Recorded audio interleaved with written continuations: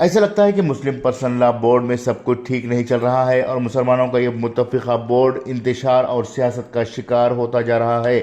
Board نے متحرک رہنے والی خواتین ونگ کو بغیر کوئی وجہ بتائے تحلیل کر دیا ہے اور اس کی ساری سرگرمیوں پر پابندی لگا دی ہے۔ نیز یہ بھی بحث کا موضوع ہے کہ بورڈ نے ایگزیکٹو ممبرز کی حالیہ میٹنگ میں تمام اراکین عاملہ کو مدعو تک نہیں کیا۔ رکن عاملہ ڈاکٹر اسماء زہرا یہاں تک کہتی ہے کہ مجھے اس کی اطلاع تک نہیں ہے۔ حیرت یہ ہے کہ بات بات پر پریس بیان جاری کرنے والے بورڈ کی عاملہ کی میٹنگ کی کوئی اطلاع اردو اخبارات میں بھی نہیں آئی اور خواتین ونگ کو تحلیل کرنے کا فیصلے پر بھی پراسرار طریقے سے چھپا لیا گیا ہے، جس سے کئی سوالات جنم لے رہے ہیں۔ خواتین ونگ کی تحلیل کے بعد ڈاکٹر اسماء زہرا نے اراکین عاملہ کو خط بھی لکھا اور وجہ بھی پوچھی۔ چنانچہ معروف عالم دین مولانا خلیل الرحمن سجاد نعمانی نے جوابی خط میں اعتراف کیا ہے کہ اقدام کی کوشش کے بجائے ہمارے نفاق اور شقاق اور ہمارے نفسیاتی بیماریوں نے ہمیں دفاعی تدبیریں کرنے کے لائق بھی نہیں چھوڑا ہے۔ انہوں نے بورڈ کی قیادت کے احساس کمتری، حسد اور ذاتی اغراض و مفادات کی طرف بھی اشارہ کیا ہے۔ واضح ہے کہ بورڈ کے سابق جنرل سیکریٹری مولانا محمد ولی رحمانی نے میڈیا کے پروپیگنڈے کا عملی طور پر جواب دینے کے لیے خواتین ونگ کی تشکیل کی تھی، جس کی چوطرفہ پذیرائی ہوئی تھی۔ ڈاکٹر اسماء زہرا کی قیادت میں اس کی تحریک کافی سرگرم رہی۔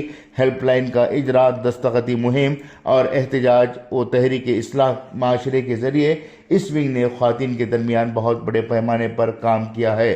اب کس وجہ سے خاموشی کے ساتھ خواتین ونگ کو تحلیل کیا گیا، یہ بات اب تک سامنے نہیں آئی ہے، بلکہ ڈاکٹر اسماء زہرا کا یہ بھی کہنا ہے کہ ہم نے اس معاملے پر صدر بورڈ سے بات کرنے کی کوشش کی لیکن ان سے ملنے نہیں دیا گیا، بلکہ اب تو بورڈ کے صدر گویا برائے نام نہیں دوسرے لوگ منمانی کر رہے ہیں اور اپنا سکہ چلانے کی کوشش کر رہے ہیں۔ ان کا یہ بھی کہنا ہے کہ آرام پسند قیادت نہیں چاہتی کہ کوئی متحرک ہو کر کام کرے۔ کچھ تنظیمیں بورڈ کو ہائی جیک کرنا چاہتی ہیں۔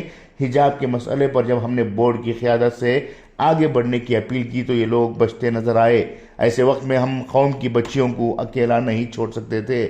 انہوں نے یہاں تک کہا کہ سال بھر سے ہمیں ٹارچر کیا جا رہا ہے اور ہم نے برملا ذمہ داروں سے بھی کہا تھا کہ آپ مسلم خواتین کے ساتھ وہ سلوک نہ کریں جو بی جے پی مسلمانوں کے ساتھ کر رہی ہے۔ میرے کسی سوال کا تشفی بخش جواب نہیں دیا گیا۔